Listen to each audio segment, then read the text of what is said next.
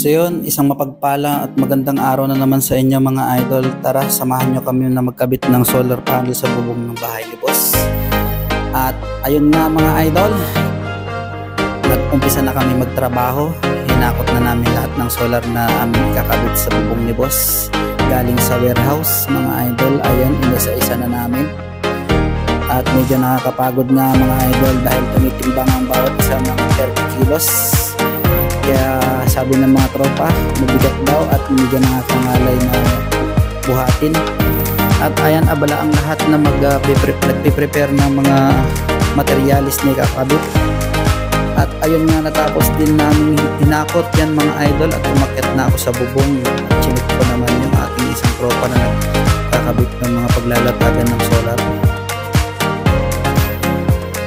At ayun, tuloy na akong umakyat at nilapitan ko siya dyan mga idol. At ayan nga, isa-isa na niyang kinakabit yung mga pagtutornilyohan, mga pagkakabit ng bakal na paglalatagan nga ng mga solar mga idol. At dito sa bandang likod ay binidyohan ko yung ating magandang tanawin na ilog sa likod ng bahay ni boss. Medyo napakaitim mga idol. At ang skyway na vice versa papuntang south at saka north, likod lang nga pala kami ng skyway mga idol. At dito nga yung mga tropa, isa-isa na nag-akyatan at tutulong na rin daw sa kanilang tropa na nagkakabit sa bubong. Ayan.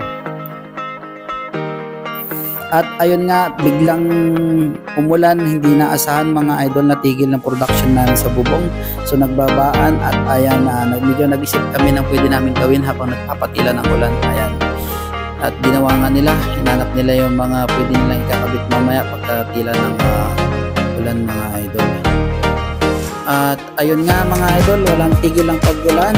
Medyo naisip ko dyan na kumain na lang muna ng panahalian at nagugutom na rin kami. At ayun nga, kumain na kami, sumabay sa akin ng nanay ko mga idol. At ulam nga namin dyan ay dininding na may pritong galunggong mga idol. Ayan, at masarap. So ayan, pagkatapos namin kumain at magpahinga, tuloy na naman ang aming trabaho mga idol. Isa-isa naman namin inakyat sa terrace ni boss yung aming mga inakot kanina sa warehouse. At ayun, tumigil na nga ang ulan. Continuous ulit kami na magtrabaho. Ayan.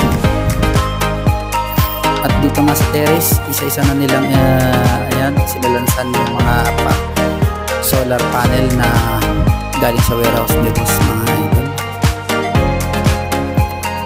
Ayan. At medyo pagod na dyan yung ating mga tropa mga idol. Ayan. Bumaba na kami at nadaanan ko nga dyan si auntie ko mga idol, naghuhugas ng plato. Ayun. At bumaba na kami, yan, nagpahinga muna yung mga tropa dahil napagod magbuhat, magakyat ng mga solar panel mga idol. At ayun, pagkapahinga namin, umakyat na naman kami mga idol, continuous na naman ang aming trabaho. At dito nga, nagtatawanan pa at nagkakatuwaan sila kung sino daw ang aakyat sa bubong at may iwan sa terrace para magabot ng solar mga idol. At ayun, napagdesisyonan, umakyat na yung dalawa.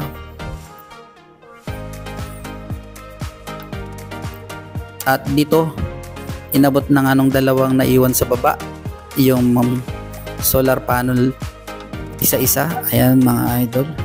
At pagkatapos ng lahat, ayan, umakyat na rin yung ibang tropa para tumulong. At ako nga hindi umakyat dyan mga idol dahil napakainit. Hindi ko kaya yung init. Wala akong tsinelas dyan mga idol. Mainit yung bubong. At bumaba na ako at tinignan ko naman sila kuya na nagkakabit ng control panel sa garahe ni boss mga idol. Ayan. At ayun nga, tuloy-tuloy lang ang aming mga ginagawa. So ayan, natapos na ni kuya, nakapagkabit na siya ng isa. At dumating naman dito yung parang pinaka power bank niya na